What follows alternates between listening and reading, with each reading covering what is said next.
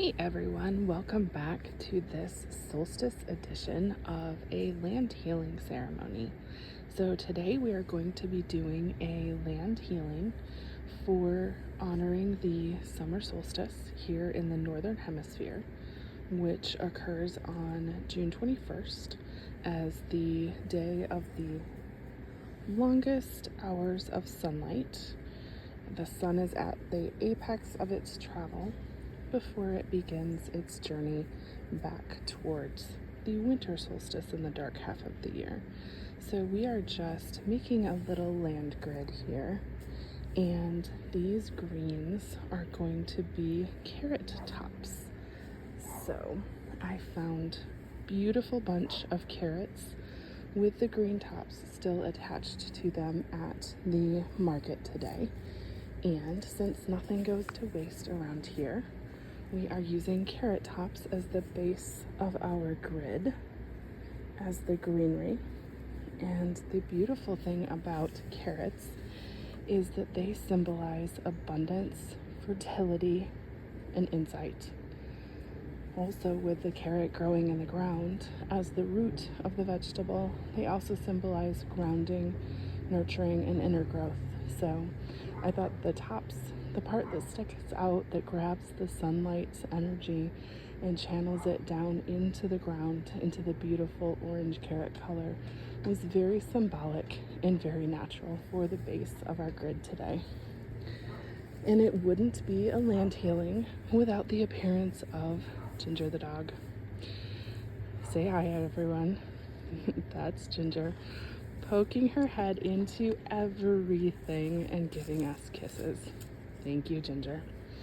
So the next part of our grid here is going to be these beautiful sunny flowers.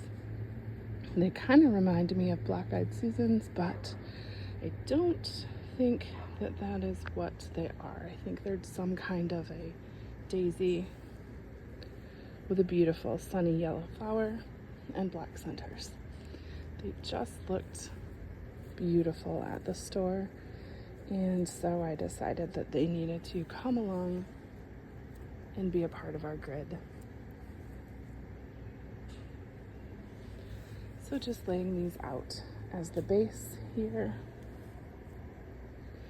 And of course the sunny blooms symbolize the sun and the sun's energy, the height of the year.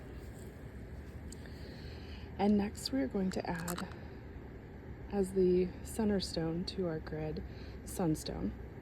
So this beautiful heart-shaped sunstone symbolizes joy, optimism, and personal power.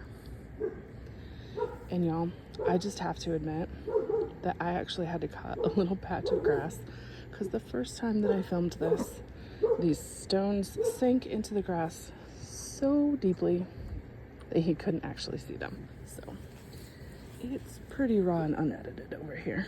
So our next stone is going to be calcopyrite, and I love calcopyrite. This is probably my favorite stone right now.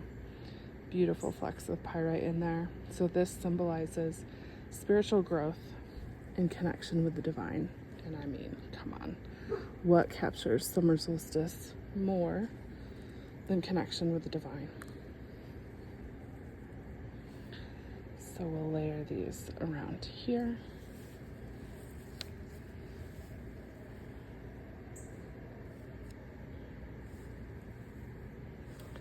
Making a pretty little grid. And then next, we are going to cap our grid off with some carnelian. So this bowl of carnelian pebbles and tumbles that I have here, we're going to add as many as feels right. And carnelian is going to symbolize courage, creativity, and energy in our grid. So we'll just sprinkle these around. They can go anywhere that feels good, anywhere that feels right and aligned. They can even go outside the grid, although, to be quite honest, I didn't trim that area of grass for this filming, so we might lose them in there if we put them outside of the grid.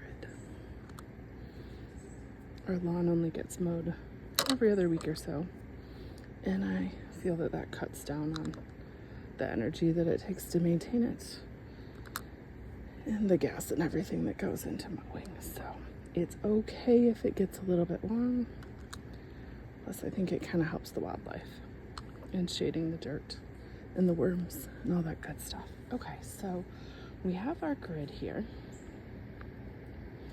with our sunstone at the center and ringed by our beautiful greenery. And so this grid I will leave in place throughout the solstice for the next 24, 48 hours. The flowers will probably start to get pretty wilty after 48 hours, but leave it in place throughout the height of the solstice and then overnight at least. And then the other thing that I would add to this is sun tea. So for those of you who haven't made sun tea before, it's pretty simple. I love to use a canning jar, like a mason jar, to make it.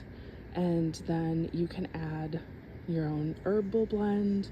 You can use loose tea, you can use tea bags, however you love to be able to make your tea. You add that to the water, put the cap on it so you don't get any debris in there, and simply set it outside under the sun. And a nice tea will brew in 2 to 4 hours. Very drinkable by then. Some people like to leave it out all day long. It gets a little bit stronger, brews a little bit longer that way. I serve it over ice, and it's pretty amazing how fantastic sun tea can be. If you haven't tried it, I highly, highly recommend. So, happy solstice, everyone.